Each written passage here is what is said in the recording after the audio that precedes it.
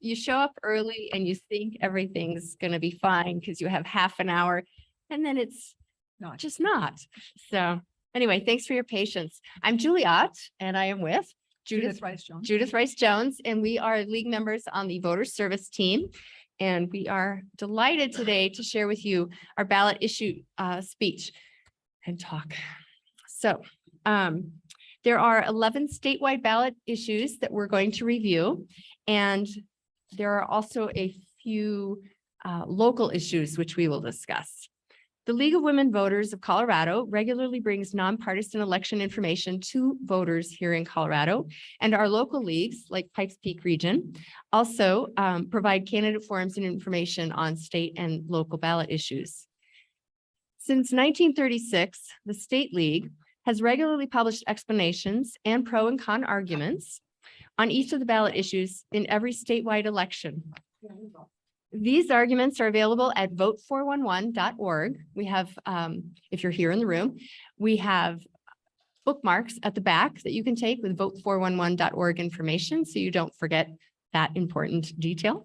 You can also find the information at the State League website, LWVcolorado.org. And we also have printed information available from League of Women Voters. These include both the state information, the state ballot issue information, and local questions and pros and cons. It needs to be understood that the pro and con arguments that are published by the league are not the opinions or endorsements of the league. Rather, they are arguments from the individuals and groups that support or oppose each issue. So we encourage you to study those positions as you consider your own ballot. Further detail on all ballot measures, well, the state questions, can be found in the Legislative Council's analysis, commonly known as the Blue Book.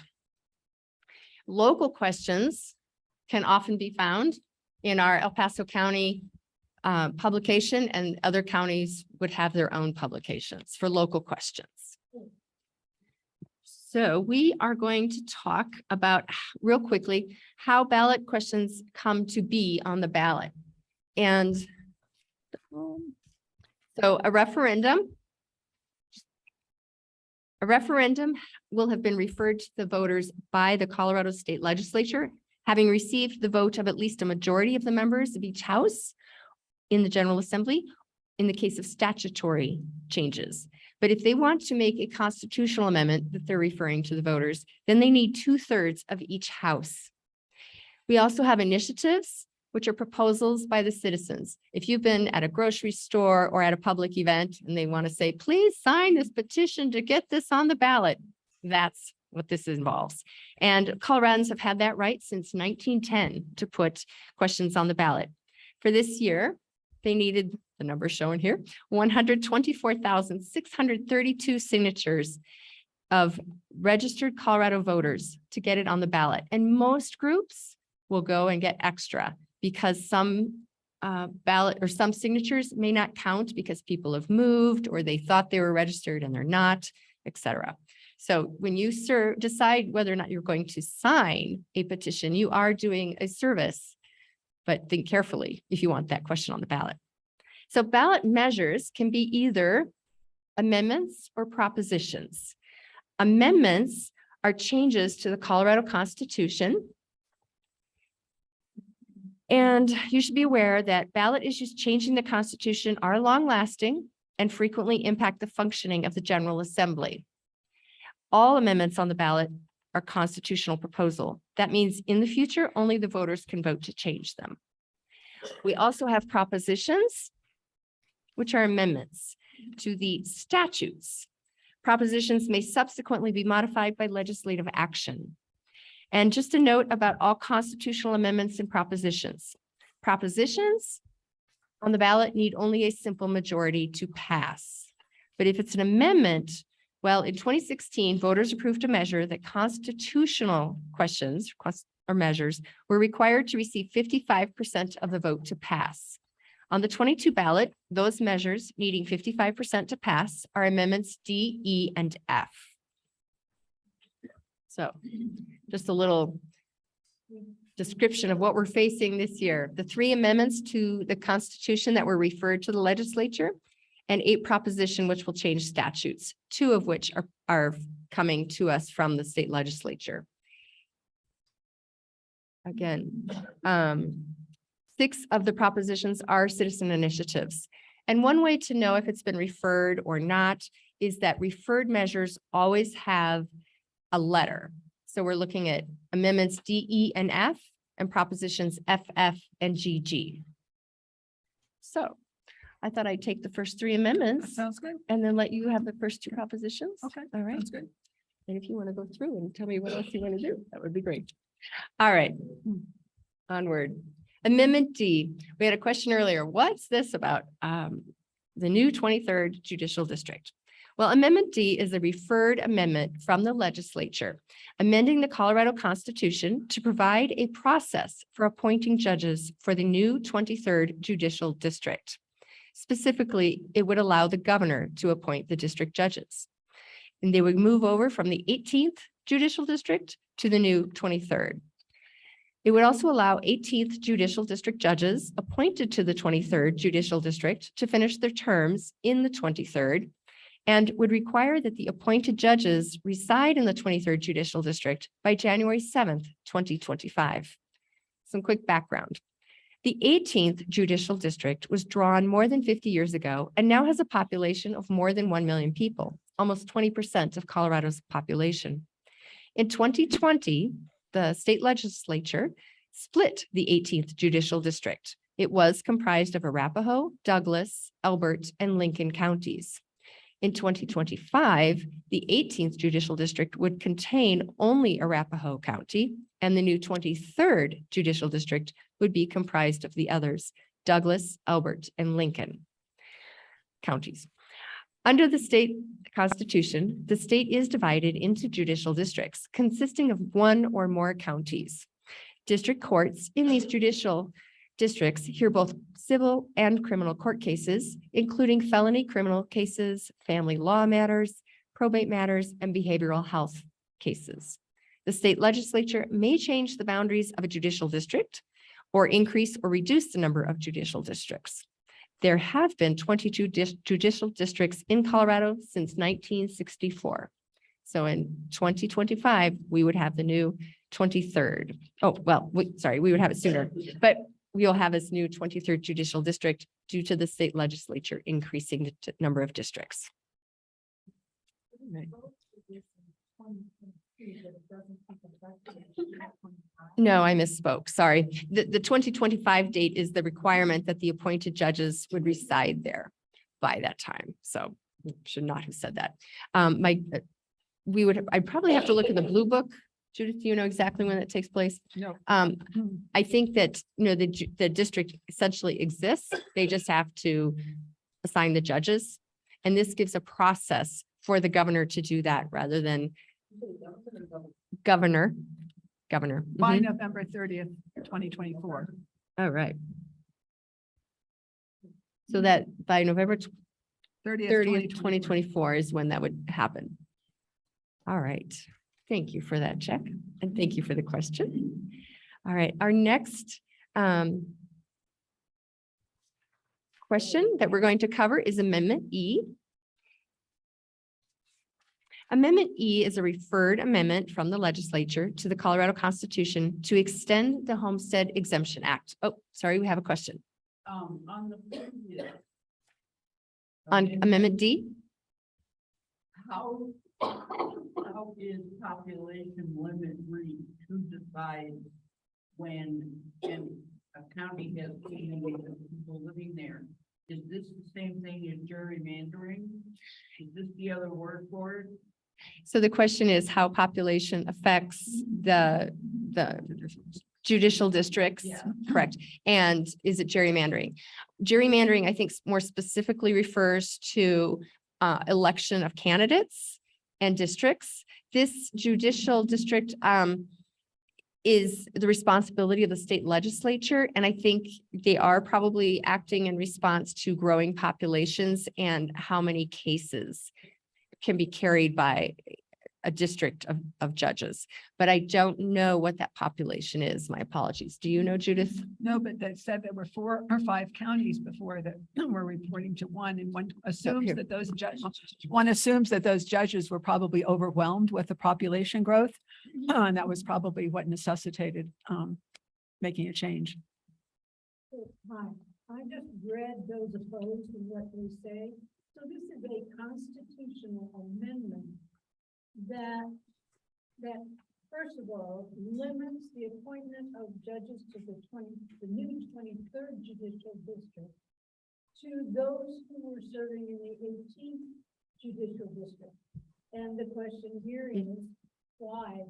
I mean, why not appoint other judges from other districts to this new district, especially if they already live in those counties that are going to be in the new district? The second one was. Okay, Jane, if I can interrupt, we weren't going to cover pros and cons, but if we do, we want to make sure we cover all of it. So for this one, I will go ahead and read what those in favor and opposed say. And if we need to, we can do that for each one, but we thought we would generally cover all of them beforehand, just so there was a general, get through it. And so let me read them. Those in favor of Amendment D say that the proposed amendment to the state constitution avoids disruptions and delays of seating a judge by omitting the required nomination by the district committee before the governor makes appointments. The judges in the 18th Judicial District had already been referred by a nominations committee before their appointment. The proposed amendment defines the process. This is the second argument, sorry. The proposed amendment defines the process for providing the correct number of judges and avoids confusion should there be the wrong number of judges residing in either district. There is no constitutional procedure to dismiss a judge except for impeachment. The third argument is that the proposed amendment is a one-time fix for situations not covered in the Constitution. Those opposed say that the proposed amendment is in conflict with the Colorado Constitution, which requires that judges reside within their judicial district on the day they are appointed. But I'll note that this is essentially an amendment to the Constitution, right? So that's a fix. The amendment limits judges to those who were judges in the 18th Judicial District. Why not open? That was the question that was mentioned here in the audience. Why not open the appointments to other judges who do not live in the 23rd Judicial District? And the third argument in opposition is that, is it worth a constitutional amendment to save the jobs of several judges who are in excess of the required 17 judges in the 18th Judicial District, but do not live in the 23rd Judicial District? Why not use the current process involving a nominations committee? And I will make an observation that also, if you look in your blue book, one of the, actually it's right there in that first comment in favor of the amendment, which is that it reduces the disruptions and delays. There is a process to fill vacancies, and that's just mentioned in the blue book, but this fix will just make it a little cleaner. It's like, this is how it's going to work. And I would speculate that they're going to take them from the 18th district into the 23rd, because the 18th, it contains the counties in question. So Not clear. Number one says, in print, the judges in the 18th Judicial District have already been referred by a nomination committee. So why? So obviously, it does not avoid a disruption or a delay. They've already been referred. It says right there. yes, so they've already been referred by a nominations committee before their appointment. They've already been appointed, so they're already serving. So you don't have to come up with new judges, is my thinking on that one. So they're I moving screwed from up. one I district need to 2 the other, a boxes district of with that 5 gel. counties to a district that's just one very large county. For a while. I still don't see the Okay. disrupted part. Right. So I would recommend then, since we want to keep moving, we have a lot to cover and we did start late, sorry again. That the blue book would have perhaps sufficient detail for you. And we can revisit that perhaps at the end. It's a thicker. All right. Amendment E, back to that, extending the homestead exemption to Gold Star spouses. Again, a referred measure Okay, from thanks. the state legislature. This would allow a property tax exemption to the surviving spouse of a service member who died in the line of duty or of a veteran who died from service-related disease or injury. Colorado's Constitution provides for a homestead exemption to homeowners who meet certain requirements by reducing the property tax on the property of one's primary residence. Qualifying homeowners currently include those 65 or older who have lived in their home for 10 years or more, and veterans with a permanent service-connected disability. They also qualify. If a homeowner is eligible for both the 65 and older exemption and also the disability exemption, they may only claim one. So this would add, again, the surviving spouse of a service member who died in the line of duty or of a veteran who died from service-related disease or injury to that homestead extension. Amendment F is our next question. Changes to charitable gaming organizations. A referred proposal from the legislature to amend the Constitution to allow revisions to charitable gaming activities. This would reduce the required period of existence for a charitable organization to obtain a bingo raffle license from 5 years to 3 years. Currently, it also allows the legislature to establish a different requirement in 2025. Another provision is that it would allow, but does not require, a member of a nonprofit charitable organization to receive compensation up to the minimum wage for managing a bingo raffle game. It would also repeal the constitutional restriction on compensation beginning July 1st, 2024. So, I'm sorry, what's the question? In Colorado Springs, you guys don't have gambling, but do they consider scratch tickets, the lottery, and if you go to a bingo hall, which is from the military, is that considered to be gambling? So the question is about gambling and the sort of the definition. The bingo, if you are going to run a bingo or raffle contest, essentially, that is considered gambling and you need a special license. It is separate from the other kind of gambling that is happening in some of our communities in Colorado. Let me read a little bit of background too. Since the early days of our state, regulations regarding gambling and charitable gaming have been found in the Colorado Constitution.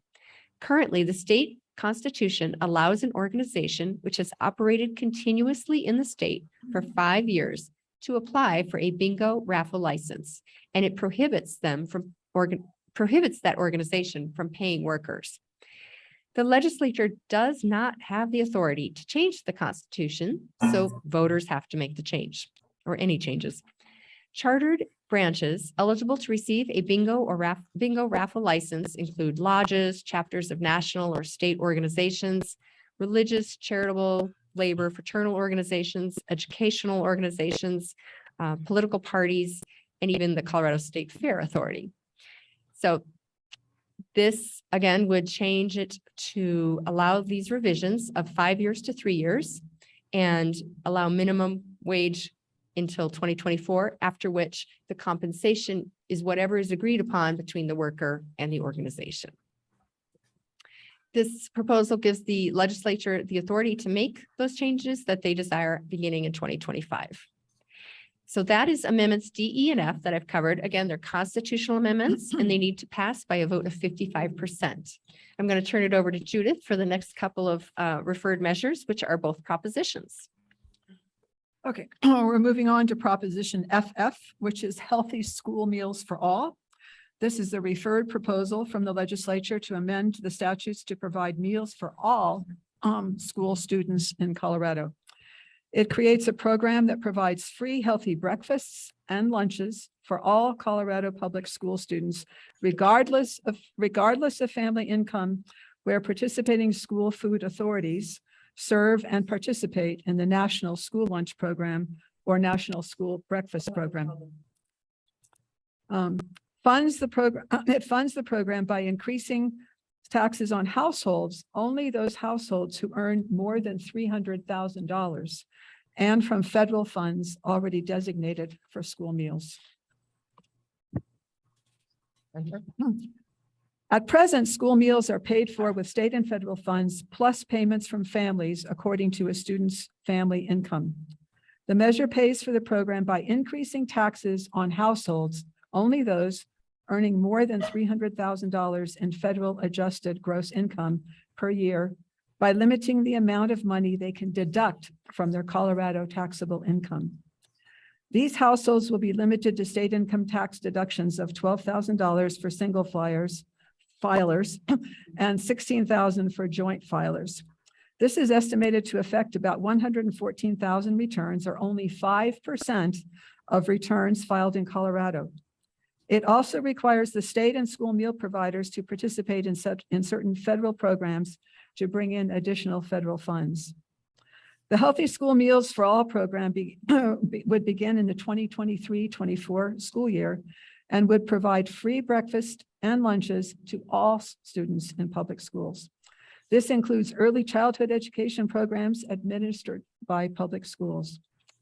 During the pandemic, federal monies provided free meals to all students. Before this change in policy, only 40% of all Colorado students in kindergarten through 12th grade would have met family income criteria to be eligible for free school meals. This proposal would again provide free school meals to all public school students. I'm sorry, you just keep saying all public school students, and then it talks about only those who are authorized by income limitations, right? So No, there is no, and under this proposal, there is no income limitation at all. It's all school students, kindergarten through 12th grade. then why does it say, why does it say that? I'm missing that. Can you start with where the sentence starts that you're seeing that? Because I think it's fairly clear. You just read Okay. it. The only restriction is in terms of the tax. It says here, for the current school year, school meals are paid for with state and federal funds, plus payments from families according to a student's family income. That's now, this is what's going to change this, is where it was income dependent to get a free meal. In the future, if this passes, all students, regardless of their parents' income, would receive a free breakfast and a free lunch. I think there might be a stigma attached to it currently, and so this would negate any kind of stigma related to All right, onward. In my experience, children in school can create stigma just fine, thank you, without Oh, that's, yeah. even. All of us. I mean, believe me, they have no problem with that. Should I read that for it? Why? All right. Was there a specific additional question? Provide food for the deadline should be grown. Okay. It either must be grown or ought to be grown, or there will be an effort made to source food that has been grown. So remember, today we're here not to reword issues. Today, Right. these things have been on the ballot for a Okay. while. And remember, we are just here to learn and ask questions. And if you can let Julie and Judith get through that part, there will be a lot of time for you to ask them direct questions Yeah. one-on-one. Thank you. All right, I do, before Judith picks up the next question, I'm going to note that one of the provisions that we did not address that has come up from the audience is that the measure provides food for the oh, I see, it's sort of a grammar issue in our booklet. The measure would provide that food for the program ideally would be grown, raised, or processed in Colorado. So that is an additional provision. Yeah. Thank you. And that's important support for agriculture in Colorado. All right, I agree with you. Yeah. Had a problem understanding. excellent. To Gigi. Okay, okay, on to Gigi. This would add a tax table to petitions and ballots. This is a referred statute from the legislature to add a tax table to any citizen initiative petitions and to the ballot. The major provision adds a tax table to citizen initiative petitions and to the ballot for proposals that increase or decrease the state income tax and requires that the tax table be added in the ballot title. Does that seem fairly straightforward? It does to me. Okay, maybe move on to the next one. All right. Okay, Proposition 121 is a proposed income tax rate reduction. The proposed statute would lower the income tax rate for all Colorado taxpayers. Major provisions. It would amend Colorado statutes to permanently reduce both the individual and corporate income tax rates from 4.55% to 4.40%. Hope nobody asks me what mathematically what difference that is. Okay, it would reduce state tax collections from 412.6 million in fiscal year 2023 to 24, a reduction of 2.4% in the general fund budget. That seemed fairly straightforward. I read the next paragraph. Okay. The state income tax is the main source of general fund revenue. This revenue pays for the general operations of state government, such as education, corrections, and human services. In fiscal year 2020-21, the state income tax revenue was 10.7 billion, accounting for 68.4% of general fund revenue. In addition to general fund revenue, the state budget also includes money from some federal funds and other taxes and fees. During years when the state collects money over Tabor limit, Proposition 121 will reduce the amount of money returned to taxpayers and will not change the amount of money available to pay for state operations. During years when the state collects less than the limit, Proposition 121 will reduce the amount of money available for state government operations. The state currently expects to return money collected above the Tabor limit through at least budget year 2023-24. All right. You want me to take this one? Sure. Proposition 122. This proposed statute would legalize the use of certain psychedelic substances for medicinal purposes. Major provisions, I'm going to scoot that up so you can see those. It would allow regulated access to natural psychedelic medicines for adults 21 years and older that show promise in treating mental health conditions. It would also allow the use of psychedelic mushrooms at licensed facilities. It would create a regulated therapy system so adults could access natural psychedelic therapy in licensed healing centers. We have a second slide there. It would develop and promote public education about the use of natural medicines and remove criminal penalties for personal use and possession of natural psychedelic mushrooms for those 21 years and older. It would further establish a natural medicine advisory board, and the sale of psychedelic drugs for recreational use would remain prohibited. The purpose of the Natural Medicine Health Act of 2022 is to establish a new approach to natural medicines when other remedies do not work. Daily medications, therapy, and other coping mechanisms help many people get by, but for some, those tools just aren't working. So an extensive body of research at various institutions indicates that natural medicines combined with psychotherapy can provide treatment for depression, anxiety, PTSD, and other conditions. Under the program, adults 21 and up will be able to seek regulated access to natural medicines under the supervision of a trained facilitator. The natural medicines would be produced and tested at licensed healing centers. The regulatory program established through the initiative is designed with guardrails to promote safety. There would be no retail sales of the medicines. Medicines purchased for facilitated use at a healing center must be used under supervision, and facilitators would be licensed by the Colorado Department of Regulatory Agencies, often referred to as DORA. DORA would set qualification, education, and training requirements, as well as develop an oversight process, professional responsibility standards, continuing education requirements, and a complaint and disciplinary process. Under the measures, local governments can regulate the time, place, and manner of operation of licensed facilities. They cannot, however, ban or prohibit licensed facilities or ban or prohibit the personal use of psychedelic mushrooms or other plant-based psychedelic substances in their communities. Would you like to switch off that?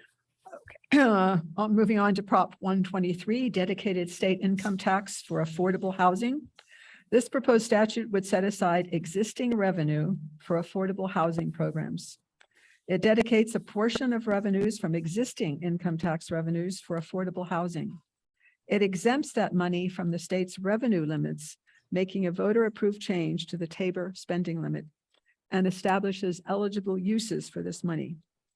This measure would designate about 2% of existing income tax revenue to housing and makes a voter-approved change to the state Tabor spending limit. The measure does not increase taxes. In Tabor refund years, it would reduce the Tabor refund. In years without Tabor refunds, money for housing would come from the general fund. Since 2021, the state has allocated over $1.2 billion of federal money from the American Rescue Plan, also known as ARPA, for affordable housing and services that address housing insecurity, lack of affordable and workforce housing, or homelessness. These are one-time funds that will be spent over the next several years specifically on emergency rental assistance, homeowner mortgage assistance, tax credits for developers, housing and infrastructure, and other housing solutions such as manufactured homes. By 2040, the measure is expected to result in $5 billion in total capital that would be leveraged to both create and preserve affordable housing in the state of Colorado. This would result in combination with existing affordable housing funding in an estimated 10,000 affordable housing units annually and 170,000 units by 2040, eliminating the affordability gap in the state.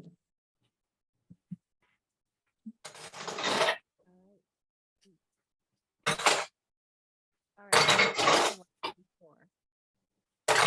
This statutory proposal would allow an increase in the number of retail liquor store licenses. The major provisions are that it would allow a gradual increase over time in the number of liquor licenses that can be issued to the owner of a retail liquor store for additional locations, and enables the owner of a retail liquor store to hold an unlimited number of retail liquor store licenses on or after January 1st, 2037. Under current law, liquor licensed drugstores, defined as grocery stores with a pharmacy that sells beer, wine, and spirits, can hold 8 licenses. This number increases every 5 years until January 2037, when the owner of a liquor licensed drugstore can hold an unlimited number of licenses. At present, the owner of a retail liquor store can hold licenses for 3 locations, with 4 locations allowed beginning in 2027. This proposed amendment would allow the owner of a retail liquor store to hold as many licenses as liquor licensed drugstores.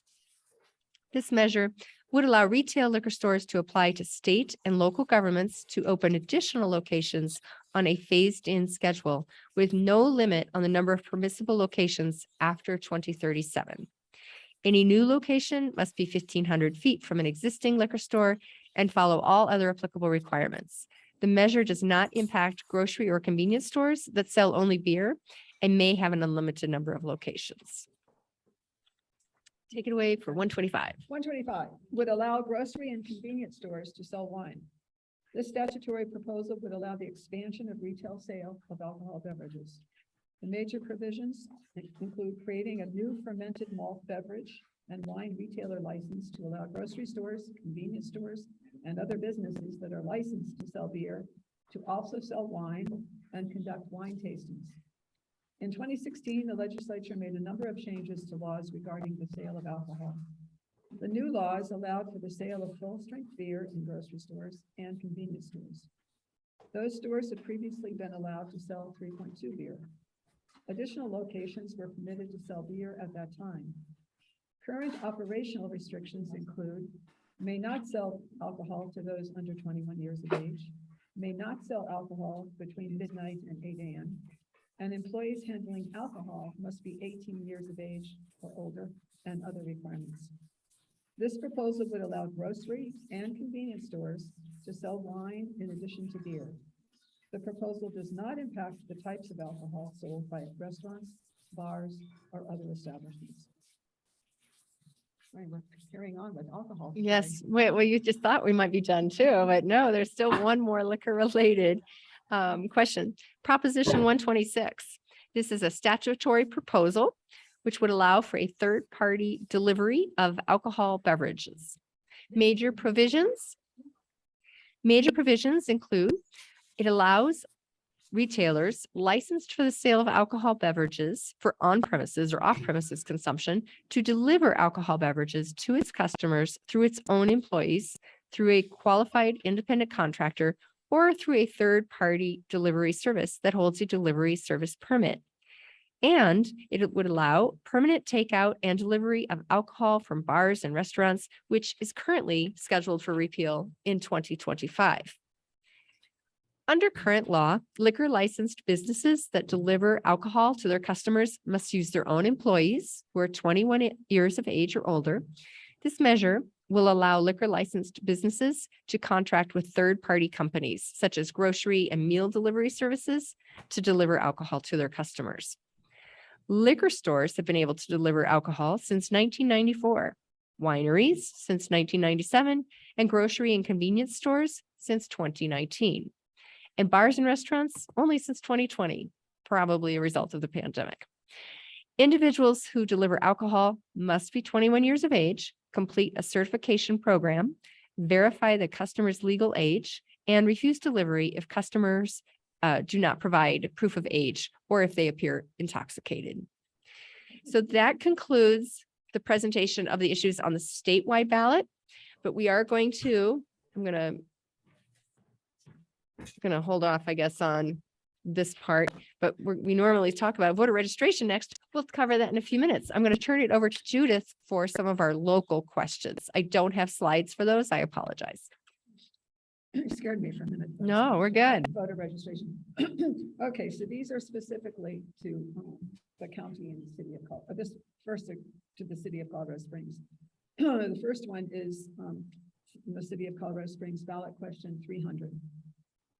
Shall the ordinances of the city of Colorado Springs be amended to authorize the regulation of retail recreational marijuana establishments in the same manner as medical marijuana?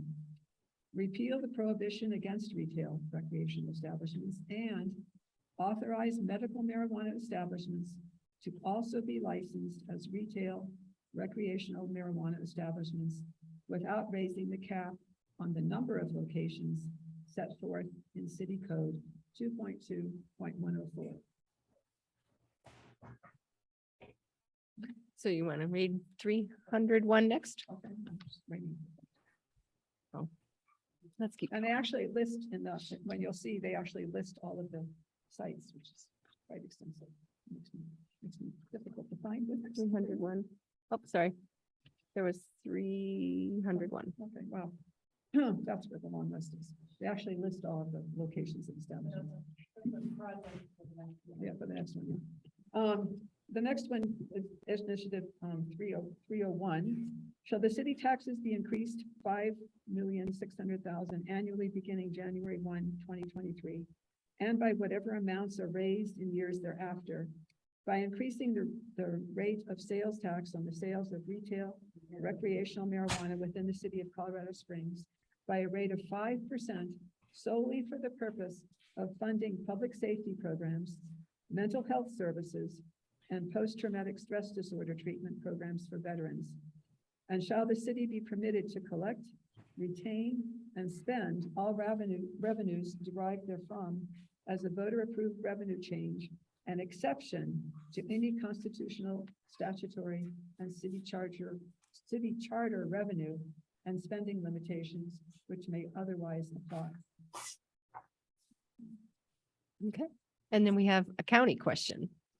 And that's from the PPRTA, which may be familiar because this is the third time that it's requested to be expanded. Without increasing taxes, shall the existing 0.55%, 55/100th of 1 penny per dollar Pikes Peak Rural Transportation Authority's PPRTA sales and use tax, which sunsets on December 31st, 2024, be extended to sunset December 31st, 2034, in other words, for 10 years, be extended for the purposes of funding regional transportation capital improvements, 100% of the net revenue, as specified in the following voter-approved list of specific regional transportation capital improvements projects as hereby amended. And the list of projects is extensive. So, I don't know if you've seen that, it is extensive.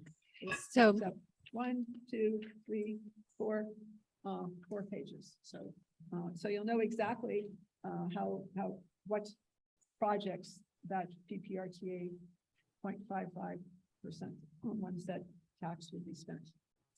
right. And again, that information can be found in our booklet, or for the specifics, is it not in here too? Oh, sorry. I thought you said it wasn't in there, but it is. Okay. But you can also find those questions here in the El Paso County. The list. Oh, that's okay. That's because that's not a tax question, I believe, and tax questions only get the publication. So, yes. Okay, very good.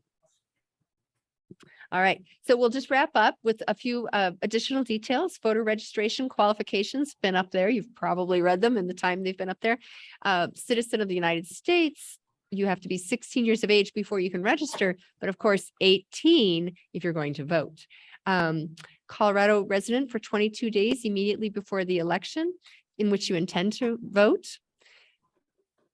And you cannot be serving a sentence of confinement or detention for a felony conviction. If someone with a felony conviction that they have served their time and that's all wrapped up, their involvement with the judicial system, they can vote. So that is different than some states. It's important for folks to know. So also we want you to know that every registered voter will receive a ballot in the mail, and you can register to vote up to and including election day. The method of registering can be done by paper through Monday, and after that, you can only do it online or in person. Voter service and polling centers will be available in every county of the state, and you can have all of your voting needs met there, including registering to vote, making a change of address, using it as a mail ballot drop-off site, or use a machine if that's your preference. And they are open October 24th through November 8th. We do want you to know too, that if you want more information, again, vote411.org has voting information. We have questions and answers with some of the candidates who have responded to our survey. And there's also one important thing I need to note that you can find, especially in the state ballot book or online, is the knowyourjudge.com that I'm showing up there on the slide. Knowyourjudge.com and the Blue Book both have information about judges and whether or not they are recommended for retention. They've gone through a performance review process, and you could find that information about the outcome there. Also on the slide up here, you can see govotecolorado.gov, and EPC Votes is the El Paso County elections website. And I believe, yes. Projects. Oh. Okay. Oh, okay. All right. So it's just been mentioned to me that in the back of your El Paso County booklet, that there are locations for where you can drop off your ballot there on the last page, and where you can vote. So yes, That saves you the price of the stamp. Right. I can't keep track of how much they are, because every time I buy more, it seems like they're more. What is I don't even know. All right. All ballots are due by 7 p.m. on November 8th, 2022. So that's going to be a very important detail for everyone. November 8th. It's Tuesday. Oh, that's okay. Yeah. That's right. Veterans Day is November 11th, but the other important date there, early November, is Election Day. All right. Well, thank you everyone for attending. And I want to check as well. There might be questions. We'll do that. And I want to say thank you to everyone attending on Zoom as well. And Could I just add one more thing? Judith is The gonna, ballots are supposed to be mailed out to us on October 17th. So if, like, within a week after October 17th, you haven't received a ballot, you might check with the county office, Mhm. because that's when they'll be mailed. Of course, the mail is not always uniform in delivery to all of us, depending on where you live in the city, other factors. Right. So we're happy to stick around for a few minutes, take questions and see if there's any questions with the folks on Zoom. And we'll do our best.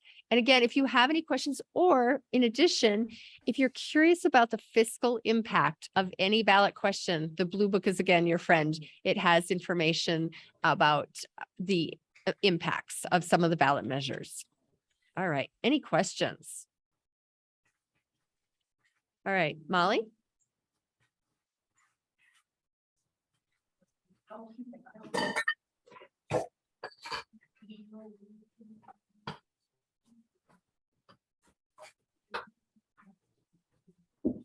Okay, so what Molly was saying was that we are distributing our ballot issue pamphlet to local libraries and other locations around the community.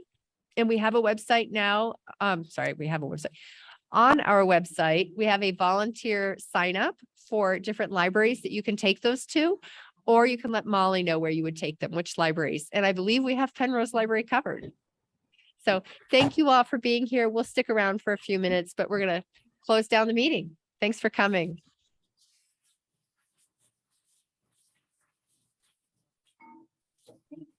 Thank you. Thank for you. coming. Thank you for caring to come.